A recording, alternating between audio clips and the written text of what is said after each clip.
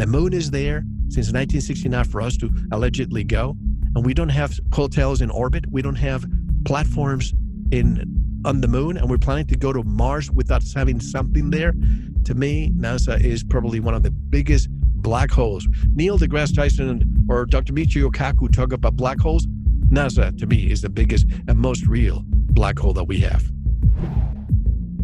Hey friends, Sean from SGT Report here. Before we begin, just a quick thank you to this interview's sponsor, the Patriot Solar Bank. When you take a look at the riots occurring in Hong Kong and you consider all of the power grid problems in California, it's easy to see why it's important to have your own portable power bank for your phone and electronics. Never waste money on batteries again because it's solar powered. And with a dual USB port, you can charge 2 devices at once. You can charge your cell phone anywhere in the world with the Patriot Solar Bank. It's lightweight, extremely durable, compact, and easy to take with you anywhere you go. Again, features include solar-powered recharging, dual USB ports, 8,000 mAh battery, LED lamp illumination, USB cable, and detachable compass. The Patriot Solar Bank is the perfect gift for you and your family this holiday season. And this is your last chance to get yours at a discount before they sell out. Use promo code SGT20 to save 20% off your order. Visit patriotsolarbank.com. The link is below this interview. Boy, I really think you're going to enjoy this one. I've never had this guest on before, but you all know who he is, or at least many of you do. He is a pioneer in the space of truth-telling, and his life changed in 2008. That's the exact year my life changed. Of course, all of our lives changed back on 9/11/2001. We have so very much to talk about with my friend, Mel Fabregas. His website is veritasradio.com. His goal, the transmutation of human consciousness from ignorance and darkness to truth and enlightenment in a world of peace and harmony. Sounds biblical, doesn't it? We can all hope to get there, and together we just might if we can wake up our friends, neighbors, and colleagues. It's my delight to welcome Mel Fabregas to the show. Hi, Mel. Hello, Sean. Thank you for having me. It's an honor to be on your platform. It's an honor to have you, man, and thank you so much for having me on your show. And as you know, you turned the tables on me, and the interviewer became the interviewed in my case, and now I'm turning the tables back on you. So I hope you're okay with that, brother. And you know what? I wanted to just let people know about your bio because it's so interesting, but instead of me reading it, let's just talk a little bit about it. I had no idea that you grew up in Puerto Rico. I did, and I'll try to be as brief as possible because we're limited. We have limited time today. Maybe we can continue this in another time. But yes, my parents. A lot of people know my story. My parents were the victims of communism. They first left Spain to Cuba, and once they thought they had it made there, all of a sudden the communism hydra came again because communism, as you know, really goes after rich countries. At one point, Cuba was a rich country, just like the Soviet Union was, and the United States. So if you think this cannot happen here, it can.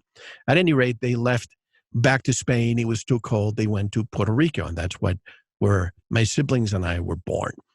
And in the 1970s, there was a UFO wave in Puerto Rico. As you know, it's one of the corners of the Bermuda Triangle. So this was a lot of the folklore, about a lot of the urban legends I grew up with. So I started devoting a lot of time in childhood to this stuff. But growing up a Roman Catholic, I was an altar boy. It was very difficult to talk to anybody about this. So I had to read all the books, go to the library and get all this stuff. So fast forward decades later, and I had many near-death experiences. I'm not going to discuss all of them here because there's a few of them. But fast forward a few decades later, and it was in Miami. I moved to Miami with the company I used to work for. And every night at 11:11, every night the alarm, the home security alarm would go off. And I was thinking, why at that time? And I would look, the sensors, and nothing. And it happened for days and days. And one day I decided to disconnect the alarm. And to my surprise, the next day at 11:11, I woke up and I felt that there was a vibration coming from the stairway railing of my home. And I jumped from bed thinking, I'm not crazy. So I went and touched it and it was vibrating at the same time. Then Hurricane Andrew came along in 1992. And that was during the time NAFTA was being developed. And my company sent me to do some consulting work in Mexico City. And I was living in a hotel for a while. Nothing happened. But when I moved to an apartment, one night at 11:11, I felt so cold. I looked at the window and the curtains were flapping. And I just jumped in and just thought, why at this time? The next night, I decided, let's make sure that the curtains are completely locked, closed. At 11:11, the windows open again. And I just thought, I'm going crazy here. Something's happening. The next day, I'm in my office and I'm hiring people all day. At the end of the day, there was this lady who looked like a witch, somebody that you probably would not want to hire immediately, but she looked like a witch. And my instinct said, hire her. After the interview was over, she said, sir, you seem a little bit distraught.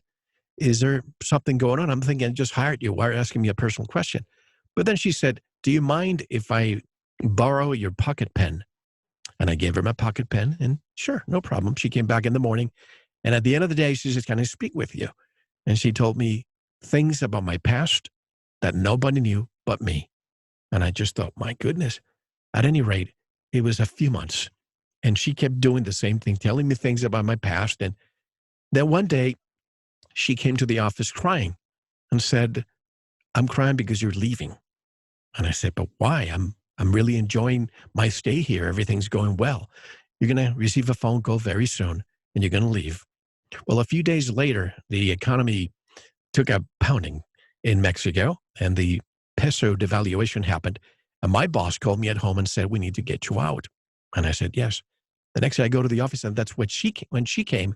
And she said, by the way, you got your phone call, didn't you? And I said, how did you know?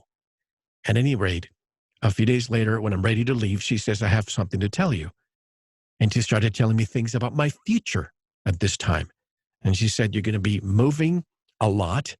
You're going to end up living in a place that's very warm, but beautiful with a lot of nature. Well, I live in Arizona for the last 20 some years. You're going to marry somebody that looks like this. She described my wife. I met years later. She said, you're going to be losing a next of kin in the next year. I lost my father, my first next of kin at that time that I lost. And she says, but most importantly, your job will be to inform the world. That's how I'm translating what she said. And I said, well, I understand it. We all have to, well, some of us get married. We all have to lose people. We all die. But the inform the world, please explain. And she says, in due time, it will be revealed to you.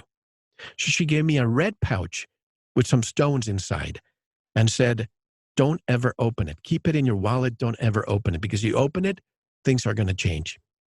Well, I left with the corporate world, went to California, San Francisco, Sacramento, and then I was in New Jersey in a snowstorm. I was pulling gas, the car, and my wallet fell in the snow. The next day, the police called and said, we found your wallet.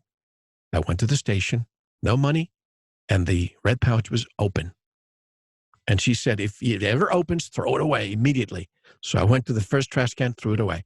Came back to my office, and my boss says, your job has been eliminated. And they didn't terminate me. They just moved me to Arizona. And I thought at that time, this is going to be bad. Well, things in the corporate world started asking me to be transferred, and I said no. To make a long story short, I quit. I bought a business. I got married, all in the same year. Fast forward to 2008. That's when the economy crashed in the United States. And being in real estate, I don't have to tell your listeners that we all suffered. And during that time, I always wanted to create a platform to interview people, but my wife never wanted me to. She thought it was too dangerous. Well, one night I go to sleep and I had a dream. And the dream said, take action, take action, take action. And he kept repeating that. No visuals, just take action. The next morning, I turn on the TV, which I never do, but something forced me to grab the remote, turn on the TV. And there was this man, a decorated former military man, who after 50 years gave us the story that in 1957, he was ordered by the military while stationed in East Anglia. He was in the United States Air Force person. His name was Milton Torres. And he was ordered to scramble his plane and shoot down a UFO the size of an aircraft carrier. And that's all he said. And the reporters would not ask him a question. And I kept flipping the TV, channel surfing, and he was appearing in every single mainstream channel. And I thought, my goodness, I want to talk to this man. Don't ask me how. I found his telephone number. I called him and I said, I want to do an interview with you. But the night before, actually, the night before this happened, I went to a restaurant with my wife and I said, hey, I want to interview this man, but I have to create a name for the show. My wife came up with the name Veritas. Well, if it's a full spectrum, you want to discuss every topic under the sun, Veritas would be appropriate. So there you go. So I called Dr. Torres, former military person, and I said, I'm Mel Fabregas from Veritas, and I would like to interview you. And he accepted. The next day, we conducted what was supposed to be a phone call, something from me. But I decided to upload it to a few fora out there. And in less than 24 hours, I received hundreds of email messages of people saying, where is Veritas? I haven't heard you, but I am. To make all the story short, I had to create a website immediately. And then Stephen Bassett, the person behind the Disclosure Project, came to me and said, hey, I want to interview Milton Torres. And I said, if I can interview you. So that's how Veritas started. And it's been now today, actually, Sean, today. I know this is being aired a few days after we record, but today is December the 5th. And today is the 11th anniversary. We're starting season 12 today.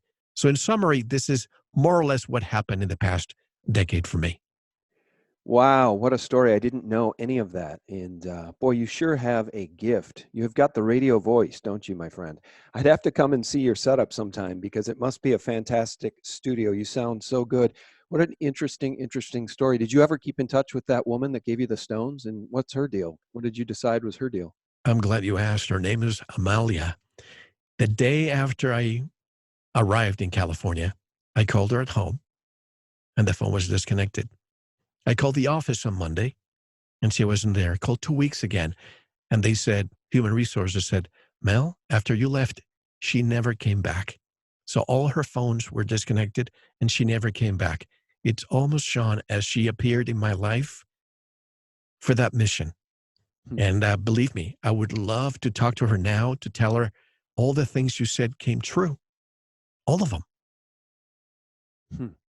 Wow, that just kind of leaves me speechless. That's really interesting. So you've had sort of paranormal experiences for years, and maybe that's influenced you to delve into the topics that interest you most. But I really want to let the audience know when you're referring to this job where you met this woman. Folks, if you don't know, Mel's got a BA in finance and an MBA from the University of Texas, and he was the youngest financial analyst, went to work when he was 20, for a Fortune 500 company. I just think it's interesting, Mel, because you know as well as I do that there is an all-out assault on truth these days by big tech, big social media companies, and big mainstream media companies. They don't want voices like yours or your guests, or voices like mine or my guests, or voices like Vincent over at Red Elephants, or voices like my friends at TruthStream Media. They don't want any of these voices being heard because your goal, your mission to transmutate human consciousness from ignorance and darkness to truth and enlightenment is working. It's happening. People are waking up, Mel. And I think you've been a very, very big part of that. And I just want to say that on the record. Thank you. And I don't have to tell people, they know you have suffered the consequences of this censorship. This is happening. This is pervasive right now. Freedom of speech. Everybody thinks we have freedom of speech in the United States, but it's being disguised with political correctness now is what is out there. And when you have censorship being disguised as censorship, it's a very difficult time. So I don't want to get political here, but had the Hillary Clinton platform won in 2016, I don't think you and I would be speaking today. So I don't want to get political again, but I just have to call it as it is. But, you know, I just read an article right now. You probably know who, let's see, Susan Wojcicki. She's the CEO of YouTube. YouTube. Her sister, I forgot her name, And but she's the CEO for CEO, yep, 23andMe, that's right. I just did an genomics. interview about that. I know. So we have all these people, this hydras interconnected. Well, Mel, But get this. Ann Wojcicki married, I think it was Sergey Brin. She's married to Google, one of the heads of Google. who, by the way, is stepping down, and the Google CEO is now going to be the CEO for Alphabet, the parent company. Yes, Sundar Pichai is taking the reins over the whole thing. And did you happen to see that interview, that 60 Minutes interview with Susan Wojcicki? With Leslie Stahl. Yeah, it was Yes, that absolute hit piece. I mean, they're trying to make the case. 60 Minutes, right, which is supposed to be a beacon for the First Amendment. They're supposed to be journalists. They're supposed to be the Fourth Estate. They're supposed to protect our rights by keeping government accountable. Leslie Stahl spent that entire segment trying to convince or tell or motivate Susan Wojcicki to take down YouTube channels that are not authoritative sources like CBS quote unquote news or 60 Minutes. Again, they don't want our voices being heard. They don't want any narratives that run counter to the official narratives. And in that interview, you'll note they named vaccines. They talked about Russian interference in the elections. They talked about a Donald Trump spot that wasn't being truthful about Biden using quid pro quo in the Ukraine, when in fact he did, and it's on the record. He bragged about it in front of the Council on Foreign Relations. I said, I'm telling you, you're not getting $1 billion. I said, you're not getting $1 billion. I'm going to be leaving here. And I think it was, 6 hours? I looked, I said, I'm leaving in 6 hours. If the prosecutor's not fired, you're not getting the money. Oh, son of a bitch. Got fired. indeed. Here's the thing, Mel. It's clear now, I think, to more and more, maybe the majority of Americans, that the emperor has no clothes. And the emperor, in this case, is the mainstream gatekeeping media. And when we have companies like YouTube, owned by Google, you have Facebook. But in this case, this interview, what they said, that they have 10,000 people. I like to see that call center. People monitoring, quote unquote, controversial content. And they also have now therapists there for them, because some of these people, probably a bunch of snowflakes there, they're being affected psychologically by what they read. Yeah, they're waking up. Yeah, They're you're right. waking up. That's a great part of that interview. They have counselors on hand for those who have gotten too much truthiness, and their task is to take down the truthiness or try to censor it, and they're waking up. It's a problem for YouTube. Can you imagine, Sean, the screening process that each applicant is required to complete? Probably to qualify, probably they say, how many anti-Trump protests have you attended? More is better. How many hours of CNN do you watch each day? More is better. Did you graduate from a liberal college? Recent is best. And do you have any actual adult life experience? So I can see that happening there. But these companies, I mean, look, I've told you during our interview what I went through earlier this year. One of our platforms, not PayPal, another one, Stripe, completely. They loved us at the beginning. They loved us. All of a sudden, one day, they just sent an email. You have 7 days, and we're going to be deplatforming you. So we lost a lot of our people there. Then immediately after, it was Google who came to us saying, you have social engineering content on your website, and we're going to just remove you from a search engine. So immediately I got involved, and I wrote letters, and I said, please provide what is exactly what you're referring to. You know what they sent to me? An empty Excel spreadsheet. That's all they did. And then my hosting company said, we have been contacted by Google, and they're saying this. We need to get rid of you. And I went to the CEO, my hosting company, and I again asked for evidence. And they said, that's all they sent us, an empty empty Excel spreadsheet. So obviously we're not going to touch this. Somebody's trying to shut you down. Then it was YouTube demonetizing us, completely gone for 45 days. We were gone out of YouTube. And we have to be very, very careful what we say, because every word is being monitored. And now with this group of 10,000 people, between AI and them listening to us, when are we going to be able to speak the truth if things don't change, Sean? Wow. Yeah, you've endured some incredible harassment if they're sending you a blank Excel spreadsheet. Well, will you tell people how they can sign up for Veritas Radio? I think many people know that the first hour is free, which I think, frankly, is very generous because the first hour is always gripping, but you do 2-hour interviews with your guests, and the second hour is available only for members. So can you tell people? Let's get some people signed up to support you, Mel. That is correct. Thank you, Sean. It is, if you go to Veritas Radio, that's Veritas radio.com. There's a big button there, subscribe. You subscribe, you're going to get hundreds and hundreds of past interviews and all future interviews. And by the way, I really never wanted to do this for a living. But what happened was, after I started it as a hobby for 6 months, that's when the economy was crashing. And I needed something to made me escape for a while. And my wife came to me 6 months after and said, Mister, we don't see you. And at the time, my daughter was, 1 year old. We don't see you. You are absent from the businesses. Either you make Veritas survive on its own or you have to shut it down. And I remember coming on the air on the 6 months and I said, it's been a pleasure. I'm just longing off for sure. I want to thank everybody for even listening. I had no idea anybody would listen, but this is the way it is. We have to make it survive. We have to make it a subscription model or we're gone. And I thought I was going to just hang the gloves and walk away.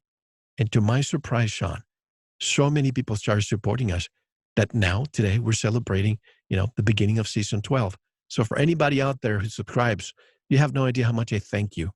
Because we own our platform. Sean and I, we own our platforms. A lot of people who start by putting their YouTube channel there and then they get shut down.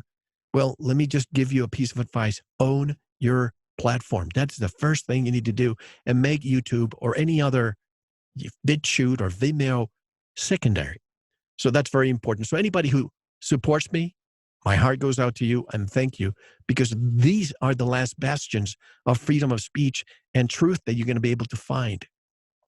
Well said, Mel. And I'll tell you something. I own sgtreport.com and 2 other websites, but I don't have the setup you do. Most of my content, of course, it's on BitChute. Guys, please do subscribe to me on BitChute. I'm proud to say I think I have now north of 16,000 subscribers on BitChute. BitChute is quickly becoming the best alternative to YouTube. It really is. I think the one where people are going instead of YouTube, or if a channel disappears from YouTube, you will find those channels, many of them, like mine, on BitChute. So my thanks to anyone who wants to go over there and subscribe to SGT Report on BitChute. And Mel, let's circle back. You said you lived in Puerto Rico, which I think is really fascinating. Do you get back there very often? Just real quickly, and then I want to move on to a topic that I know is near and dear to your heart. But I have some friends, I think Mike Maloney specifically from goldsilver.com has moved to Puerto Rico. Others I know have moved there. It seems to be very friendly in terms of its taxation of American citizens. If you can make a case for owning your own business and you move to Puerto Rico. What's Puerto Rico like right now? Because I've been meaning to try to get there and check it out. Puerto Rico is probably one of the most beautiful places you could ever see. The problem with Puerto Rico is it's plagued with corruption. And one of these ways in which the government is attracting more capital because they no longer have credit. And by the way, I enjoyed every single year. I left when I was 22 and now 52. So it's a beautiful place. The problem is, like many governments, once corruption is there and the majority of the funds that they collect goes into the pockets of a few, this is what's plaguing Puerto Rico. I have friends like you who have left to Puerto Rico because of the tax burden that they have here. They only pay 4% once they live there. You have to have a certain amount of income, and you have to be able to own a home at a certain, what is his name? Schiff, not Adam Schiff, Peter Schiff is somebody who I know who has a big presence there, and many other investors. So yeah, for anybody who wants to live in paradise that way, it's great. For the rest of the population, they have to work very hard. For example, right now, the electricity will be going up 50% in the next 3 years. So for the regular Joe who lives in Puerto Rico, they feel pretty oppressed by the tax burden that they have there. But other than that, it's just one of the most beautiful places you could ever see. Okay. Well, I know they got hammered by the hurricane. Yes. And, I'm really concerned about UN Agenda 2030. I think all of our electricity prices are going to be jacked up through the roof. in the coming years across this country, all in the name of saving the planet from global warming. Maybe we can get to that topic. It's a big one, but you mentioned the Bermuda Triangle, I think, earlier in this interview. And when you were a young boy, you were probably gripped by shows like In Search Of with Leonard Nimoy. Yes, Do you remember that show? of course. I remember that. I remember so many other shows that you no longer see them. That and I can't even mention the number of shows I used to watch as a child, but yes, the Bermuda Triangle. I loved Yes. that show when I was a kid, In Search Of with Leonard Nimoy, because I was always a curious kid. All kids are curious, really. Who's not curious about the subject of UFOs and the Bermuda Triangle and disappearing ships and disappearing planes? It's very interesting stuff. You've had on so many guests over the years. What do you make of the UFO topic now? And I guess that's a leading question. And just to give you my view, I had on Justin Fall recently, and Justin has really come to the conclusion that the UFOs that are widely reported being seen globally, in many cases, in most cases, maybe in all cases of genuine UFOs, are actually spirit entities, demonic entities, fallen angels. We get into a whole realm here of spiritual warfare, the realm of what's real, what's not real. What are we being told? You know, if they're peddling, if NASA's peddling, or if the officialdom is peddling one story, maybe the reverse of that story is the actual truth. What do you make of the UFO topic after all your years of research? This is probably the number one question I receive probably every couple of days. Somebody's asking me the same question because I started Veritas as a UFO show. But the thing is, so many other doors started opening that now I frequently discuss the topic, yes, but my mind has changed a lot. I used to think that these were craft from outer space coming from other planets. I've also had so many other researchers come to me, and I have in my possession pictures, photographs that were given to me. And I've said this many times that I cannot release them yet. And many people laugh at me when I use the term time travel portion of it because people think that is impossible. So I thought this is impossible. But just to let your audience know, I had this when I started the program.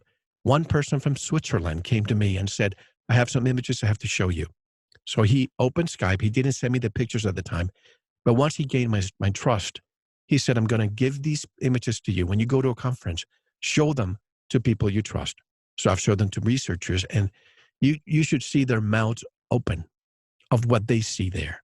I'm talking about these orbs, these lights, the materializing objects. I cannot show the pictures yet. I did a teaser last year. I showed a few of them, very, very small, so you couldn't expand them.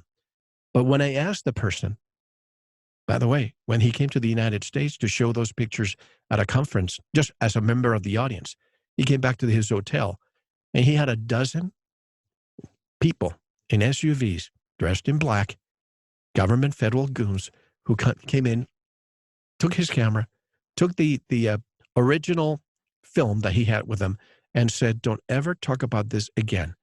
But this other friend, also from Switzerland, was the one who came to me with these images. What do I think of UFOs? I don't know. I also think that the government may say one thing and just the truth, as you said, could be the reverse. Some people say they're just kumbaya, positive beings from somewhere else. Others say that they're completely demonic and they're negative. I'm in the middle. I don't know. But have I seen them? Before I started the show, I didn't. But I went to what's called the ECETI Ranch. And I was there a couple of times. And for the first time, I saw them for myself, these lights. And one of them was coming my way. And I thought in my mind, if you are really true, just give me a sign. And it stopped above me and it started flashing and it moved away. And somebody filmed that. And before that happened, in the evening, about 11 p.m., staying at the ECETI Ranch, all of a sudden, I hear this rumbling sound.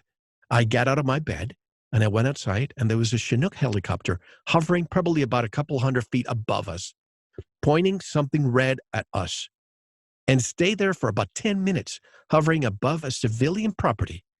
And you wonder, why does the government place a military vehicle above us if this is just a ranch where we're just gathering together to talk about this subject? So I don't know what they are, there's the possibility that they could be beings from the future. And the reason why I say this is because of the images that I have and the information I have received. If I didn't have this, I would say that time travel is just too many people watching Back to the Future. So there's that possibility. Just imagine something. If we conquer time travel in the future, what would you and I do? We probably would travel back, see the Gettysburg Address, see Jesus Christ in the cross, see World War II. And maybe that's what the Foo Fighters were. Who knows? Every possibility is out there. However, I do not believe a word that comes out of our government. If disclosure ever happens, it's going to come from the bottom up at a grassroots level. I never in my life want to see a leader, especially the United States, because that's where their hammer is, say, we have an extraterrestrial presence here and there's nothing we can do about it. If that ever happens, it's because they want another threat, just like we had the communists, we had the boogeyman terrorists. Now the next one's going to be a celestial object. And the last card, as Wernher von Braun said, and everybody, if you want to look at his tomb, there's a Psalms, I don't know exactly which it is, but he was telling us some truth there. But Wernher von Braun said the last card will be an extraterrestrial invasion where all the militaries in the world are going to unite against that threat. Don't believe it when it happens. We have Project Blue Beam since the 1950s that we're going to use it against Cuba. They didn't. But imagine you've seen the fake, what do you call these fake videos now where they put the face of somebody else. Imagine what they could do in our sky if they have all these chemtrails and they're creating this atmosphere screen there. In the future, they have a bunch of ships there. Oh, we're being invaded. Let's just unite the world. And all of a sudden, you have the dawn of a one world government. Yeah, so interesting. I was thinking about Wernher von Braun and NASA as you were talking there. Mm-hmm. And I think on his tombstone, it's Psalms 19:1, which goes a little like this. I'll go from memory. I think it's, the heavens declare the glory of God, and the firmament showeth his handiwork, which is really a reference to the biblical Genesis version of this earth, which is diametrically opposed to what NASA tells us it is. And I just wanted to get your thoughts on the moon landings. Now, we're told by NASA astronaut Don Pettit, so clumsily, that NASA destroyed the technology that it had that got us to the moon, and it would be a painful process to build it back again. I'd go to the moon in a nanosecond. The problem is we don't have the technology to do that anymore. We used to, but we destroyed that technology, and it's a painful process to build it back again. We are to believe that with 1969, 70, 71 technology, they sent men safely to the moon, landed them there, zipped around on a dune buggy, got them back on board multiple times and got them home safely, but we can't go back. Having looked at the lunar lander now, with the passage of time being very helpful, do you think it's remotely possible that they actually got men to the moon? Where do you stand on the moon missions? Let me just go back in time. Like many of your listeners probably, and many of my listeners, they still think that is sacrilegious that I even talk about how we did not land on the moon. In the 1970s, my parents owned an eating establishment in the ports in San Juan, Puerto Rico. And that's where all the cruise ships would come. And I was told, Neil Armstrong is coming next week. And I was there with a big poster. Thank you, welcome, Mr. Armstrong. He never came out of the ship. And that's when I first discovered that he was a recluse and he would never talk to anybody. Fast forward to even when I started Veritas, I still believed that we went to the moon. But after gathering evidence year after year, I find that the moon is a giant leap for mankind, a big hoax. It's actually the biggest hoax, $150 billion hoax against the U.S. taxpayer. Not for a minute do I believe that we went to the moon. When I look at the technology that they have, this cardboard paper, and there's no soil disturbance at all on the ground. There's so many anomalies. I could do 10 shows about how I think we never went to the moon. But even NASA scientists right now talk about how we have the powerful Van Allen belt that extends for thousands and thousands of miles. Imagine being in a microwave, inside of a microwave for hours or days. It's impossible to survive. Plus, we had the Hasselblad cameras with regular film. I used to remember going to the airport and not putting my camera through the X-ray scanner. Imagine going there and every single picture made it back twice, going forward and coming back.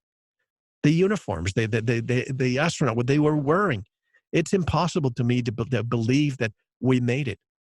I can see how, because of the space race, we had to lie, and perhaps Kubrick was involved, and the year before we had 2001 Space Odyssey to prepare us mentally of how it would look.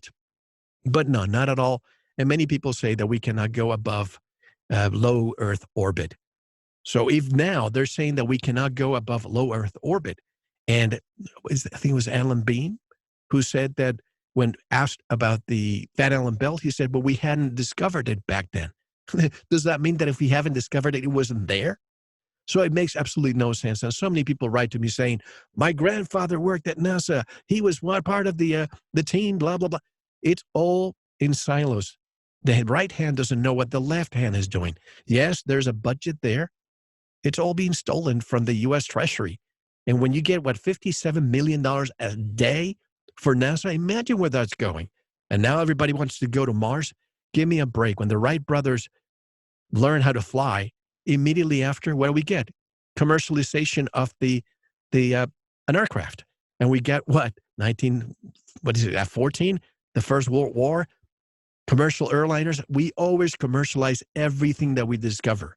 The moon is there since 1969 for us to allegedly go. And we don't have hotels in orbit. We don't have platforms on the moon. And we're planning to go to Mars without having something there. To me, NASA is probably one of the biggest black holes. When everybody wants Neil deGrasse Tyson or Dr. Michio Kaku talk about black holes, NASA, to me, is the biggest and most real black hole that we have. Yeah, I agree with you there. Such a propagandist arm of the government, NASA. And, I see on your website here that you had on Crow 777 recently. And as you know, I've had on Crow 777 and his buddy, our buddy, David Weiss. Yes. And they both made the argument in regards to the moon and NASA.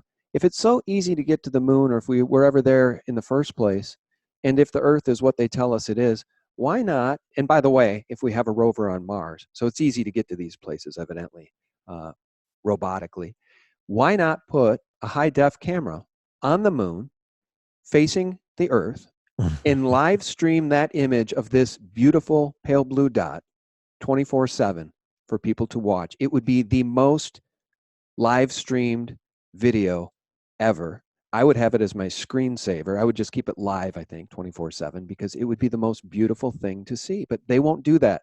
So it really begs the question, what is this thing? What are they hiding?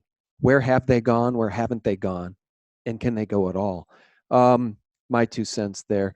Look, I know we're running a little low on time, and that's my fault. And I want to get you back on. So in the final 10 minutes we have together, given your experience with an MBA, a BA in finance, and an MBA from the University of Texas, the youngest financial analyst at that Fortune 500 company at the time, what do you make of the global economy? And are you concerned about the future of the US dollar?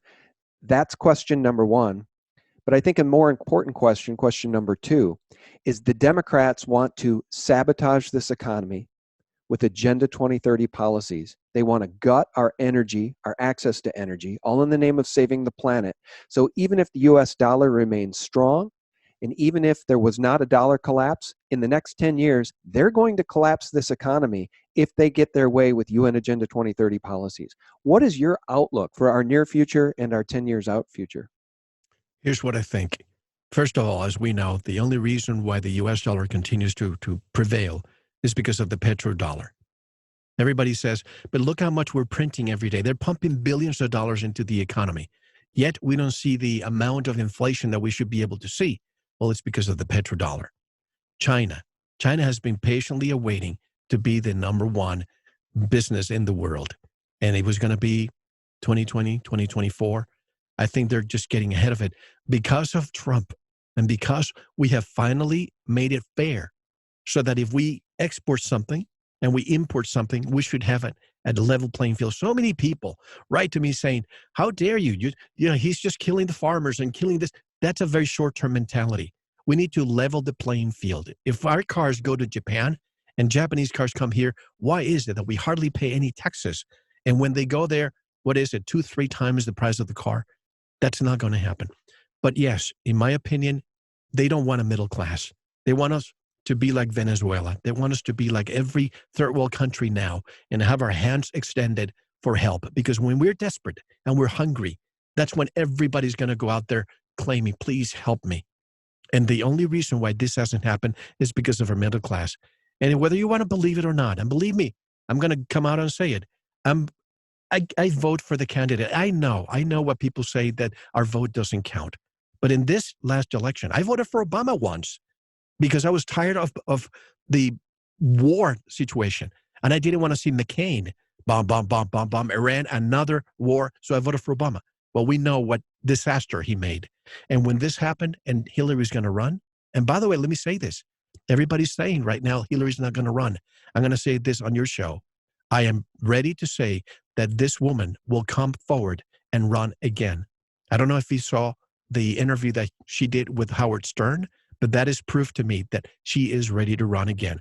And if those people behind the scenes rigged this election with their, because what happened, they didn't realize the difference of what the popular vote was with the electoral vote.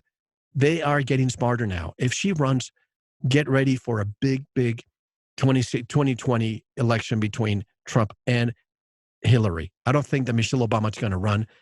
All these people that are running right now, nobody has a chance. But I think Hillary is becoming overly confident that she might run again. But when it comes to the economy, I really don't see it changing for at least a year or two. I think the prices, they're overpriced, and they want to just get it as high as possible to crash it and create another depression. I think you're right about Hillary. I've said the same thing, and it is troublesome. It's worrisome because even though they're fake polls that CNN has been putting out have been saying that all of the current presidential candidates, including, by the way, Kamala Harris, who just dropped out, Yep. they could all beat Trump if the election was today. You want to talk about fake news? Those are the fakest polls imaginable.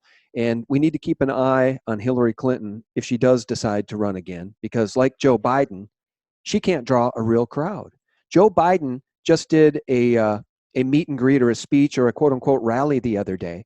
And 45 minutes before the rally, Mel, there wasn't one person there. Nobody showed up.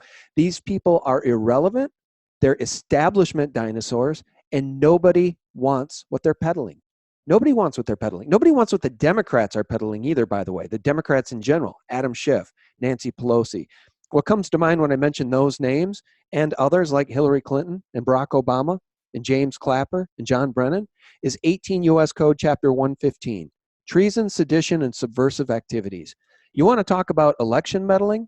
Let's take a look at what Google has done to Tulsi Gabbard. And I'm no Tulsi Gabbard fan. Let's take a look at what the deep state, the CIA, and the FBI and the FISA court allowed to happen to then candidate Trump and then President Trump. These are seditious, subversive activities, and I want to see heads roll. Do you think that's going to happen? That is a question that everybody has, and I have to. I haven't seen any arrest. I thought that Hillary, after the whole server situation, she would be in jail by now. She would be in Guantanamo by now. But nothing has happened, and that makes me concerned that, I'm hoping that if Trump wins again, that will happen. But look, Hillary, it's nothing but a snake ready to strike when the prey is most vulnerable. With this impeachment, which nothing's going to happen, we have the Senate, right? But it's symbolic. I can see that the base will be even more fired up if he's impeached. Again, nothing's going to happen, but very, very strange what's transpiring right now. I really hope that we can go to paper voting and we can all be able to scrutinize that election, because something tells me if this woman wins, we can kiss the United States goodbye. 100% agreed, Mel. And that is the plan. Q, for those of you who follow Q, has said their plan, had the witch won, would have been hell on earth, and that these people are quote unquote pure evil. Friends, if you don't understand the gravity of that and the importance of understanding what that means, again, please do look into United Nations Agenda 21. UN Agenda 2030, the Paris Accord, COP25. Look at what Nancy Pelosi said when she showed up in Spain. She said the U.S. is still in. I assure you, the U.S. is still in, as she was surrounded by Democrats who want to gut this economy and take away all our current forms of energy in the name of saving the planet from quote-unquote global warming. Global warming, climate change, the whole kit and caboodle was created by the Club of Rome. Rally the people globally around a problem they create and then provide the solution, right? Isn't that the way they do it, Mel? Problem, reaction, solution. Absolutely. And it's a multi-trillion-dollar tax, global tax. There's nothing else but that. And then when that happens, you know that the whole world will be subjugated. And China is a beta test for all of this. All this Sesame score, it's already making it here. Now, DHS and Homeland Security, what's the name of TSA? TSA wants to implement by next year face recognition for the United States. You know that when that starts, it's going to just creep in every aspect of society. Yeah, I know. And they're rolling out Real ID. So if you don't get your chip ID, if you don't get your driver's license upgraded to Real ID, you won't be able to fly. October 2020, that's the deadline. It's absolutely disgusting. It's absolutely un-American. And I know they say they're trying to protect us from terrorism. But again, as we come full circle to the Great Awakening, and I mentioned 9/11, 2001, who are they really protecting us from? Look at Building 7. Look at Building 7, Mel. Who are they protecting us from? Problem, reaction, solution. Building 7. Why did it fall? Why did the BBC report on that building falling 20 minutes before it fell? What really happened that day? They've been whipsawing humanity into these wars for generations, and I think people are waking up. The good news, Mel, as we part ways here today, is the transmutation of human consciousness from ignorance and darkness to truth and enlightenment, I believe is happening, but can we reach the tipping point before they gain total control? Final word from you, my good friend, Mel Fabregas from VeritasRadio.com. I want to thank you, Sean, for what you do. This is just something unbelievable what you're doing. And to your listeners, thank you for spending time with us today. I wish you Merry Christmas and a great New Year for everybody. Well, back at you, Mel. Thank you. You are a pioneer in online truth-telling. So thank you for really paving the way for so many of us. Ironically, you and I really had our lives changed the exact same year, 2008. That's where things really changed in a big way for me. And here we are today. And we're both roughly the same age, by the way. What an interesting journey we've been on. And I pray that the next 10, 20, 30 years continue to be interesting and good for freedom and humanity. And thanks for helping us get there, Mel. Thank you, Sean. All right. Guys, thank you so much for tuning in. You know how much we appreciate it. Please do go to VeritasRadio.com, sign up, support him. He's there for truth, so therefore he's there for humanity. Our guest has been Mel Fabregas, VeritasRadio.com, and a special thanks to my patrons who are keeping me in the fight for truth and real news, despite YouTube and Google's efforts to silence us and shadow ban us and block our information from getting out. Thank you so much, friends. And for real news 24/7, you can visit us directly at sgtreport.com, the antidote to corporate propaganda and mainstream mockingbird media lies. God bless you. Bye-bye. There is a huge propaganda disinformation campaign, and you've got internet trolls and the like that's saying, oh, there's no proof. There's no proof that it's dangerous. There's so much proof it's not even funny.